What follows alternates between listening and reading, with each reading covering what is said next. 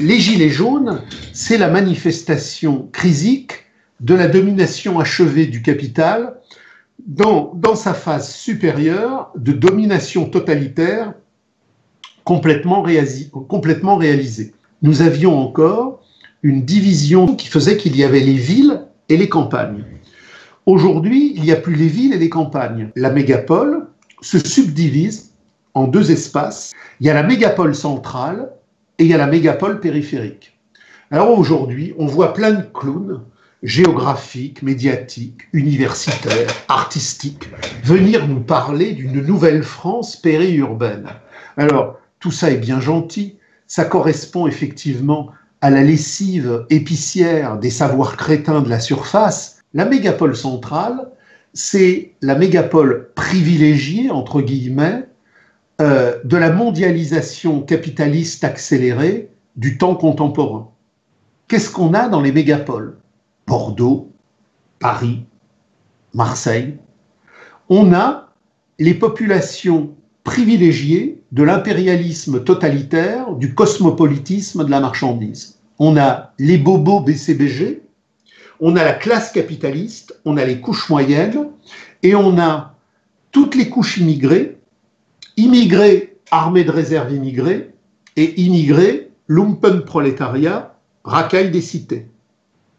Et on a la France de la mégapole périphérique qui a été repoussée de cette centralité mondialiste et qui constitue le prolétariat des prolesses, des laissés pour compte. Le cycle révolutionnaire de 68 a été clôturé et depuis 68, nous sommes rentrés dans un gigantesque cycle contre-révolutionnaire. On a donc une mégapole centrale. Vous aviez une masse de population radicale qui exprimait le vieux Paris communard qui continuait d'exister, ont été, par le despotisme immobilier et parfois par le despotisme policier, renvoyés à l'extériorité de la zone mégapolitaine parisienne. Ce Paris ouvrier a effectivement été liquidé.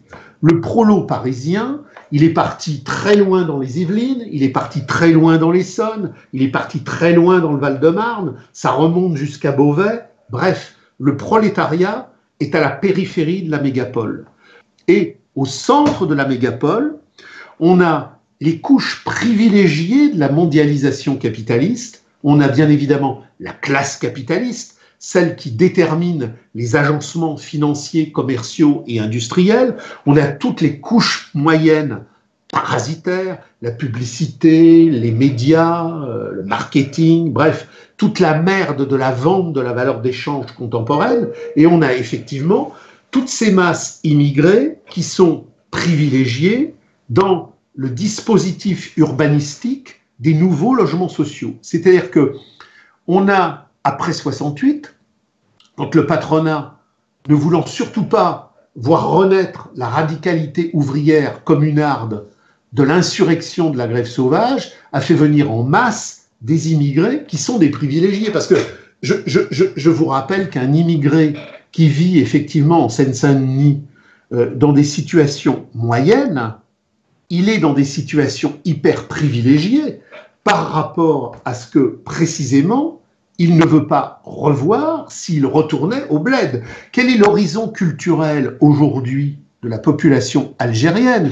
Quel est l'horizon social de la population algérienne? C'est pas de rester en Algérie, c'est d'avoir un visa et de venir vivre en France. Parce que, quel que soit le niveau qui est concédé à cette population qui arrive en Europe, c'est une situation qui, structurellement et socialement, est privilégiée par rapport au bled. J'ai aujourd'hui, à Paris, quasiment plus aucun prolétaire. J'ai les bobos, j'ai les BCBG et j'ai les immigrés qui tous, d'une manière ou d'une autre, sont les enfants chéris du capitalisme. Je reviens aux Gilets jaunes, alors que le prolétariat se bat dans toute la France et débouche sur les Champs-Élysées, j'ai une manifestation de bobos névrotiques de la marchandise qui défilent à Paris avec des drapeaux mauves contre le viol. Le capital, aujourd'hui, a trois mythologies. l'antiracisme, l'antisexisme, l'anti-homophobie. On avait hier, dans toute la France, des blocages, on avait des radicalités, petites, moyennes ou grandes, et on avait à Paris, le peuple des bobos privilégiés de la mondialisation despotique de la valeur d'échange, qui lutte contre les stéréotypes de la modernité qui n'a pas suffisamment accompli le développement de la marchandise. Donc, il y avait les prolos dans toute la France qui bougeaient aussi sur les Champs-Élysées, et on avait toutes les couches moyennes de la marchandise qui défilaient soi-disant contre le viol.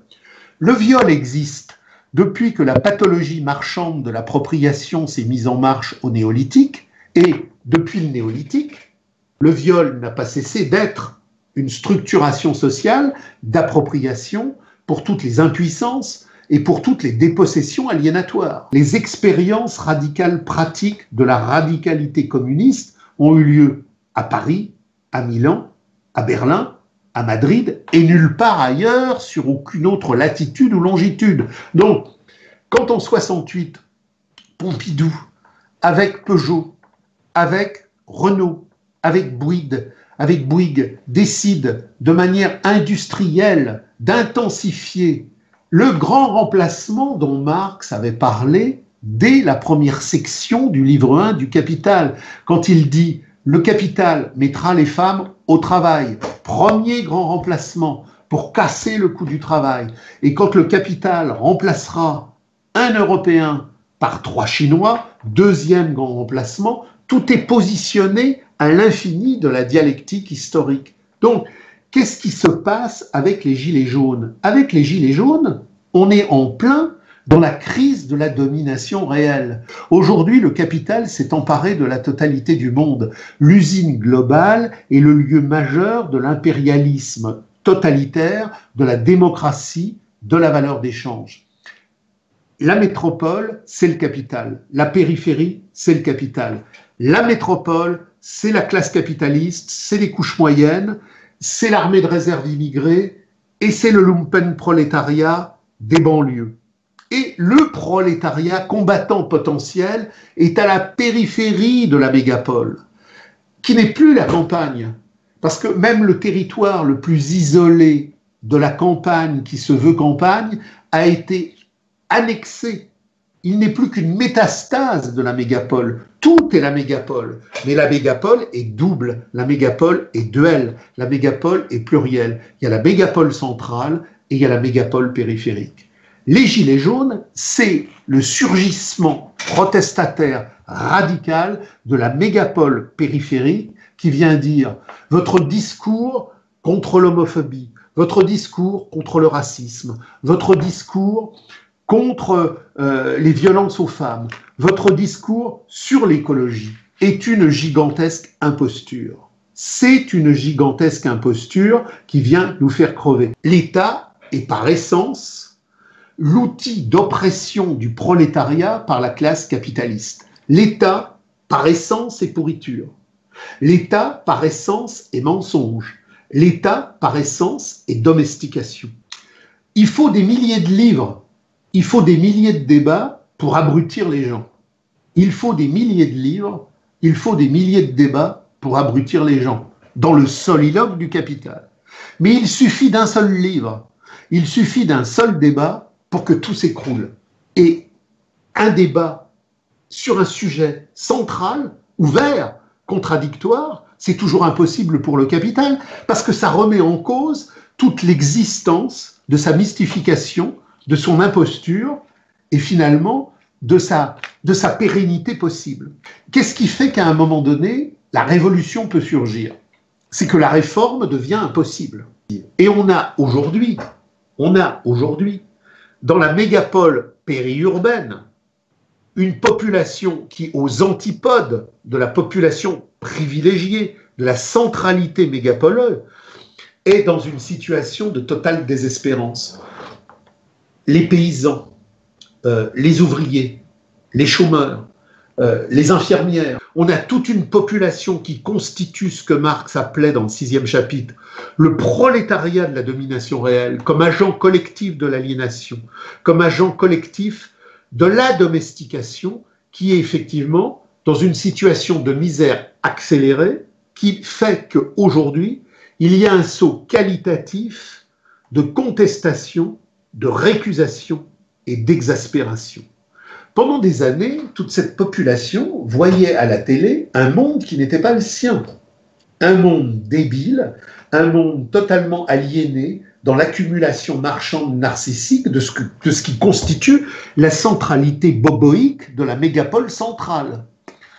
On riait pas, on consommait pas. Mais là, il y a une exaspération, une divergence, une opposition, un cataclysme.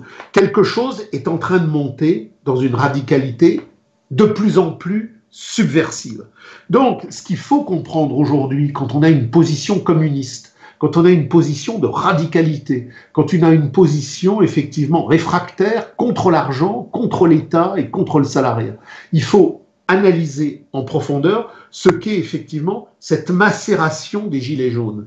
Les gilets jaunes, c'est à la fois quelque chose qui veut à un moment donné obtenir une consommation plus adéquate à sa misère, mais compte tenu de la crise, c'est en même temps une masse qui n'obtiendra jamais ce qu'elle pourrait obtenir pour s'assagir et pour rentrer dans les rangs. Donc, on a un bâton de dynamique sociale, on a quelque chose d'essentiel et on a quelque chose qui fait intensivement peur au pouvoir. La Première Guerre mondiale, c'est le repartage militaire des marchés et le nationalisme est effectivement le cachex de toutes les ambitions capitalistes. Donc, ce n'est pas le nationalisme qui fait la guerre, c'est la baisse du taux de profit qui fait la guerre, et la baisse du taux de profit, pour cacher qu'elle est la jeunesse de la guerre, se voile dans les drapeaux mystificateurs, aliénatoires et dérivatifs du nationalisme, et même topo pour 39-45. Et là, ce qui est très intéressant,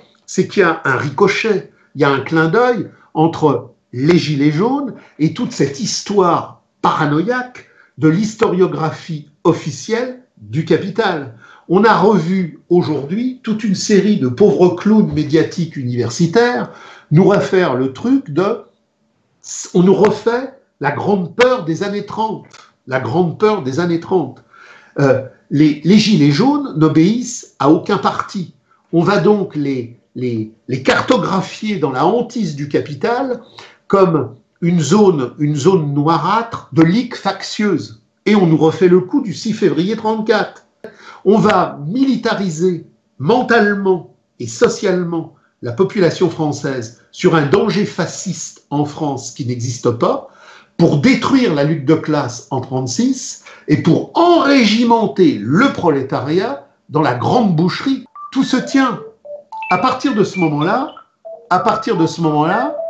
il faut comprendre que le système a des alliés, que le système a des ennemis, que le système a des vedettes et que le système a des répulsions. Dans le cadre de la lutte de classe radicale qui va surgir, le système nous dit où sont ses amis, le système nous dit où sont ses ennemis. Les gilets jaunes, quelle que soit leur hétérogénéité, sont ses ennemis.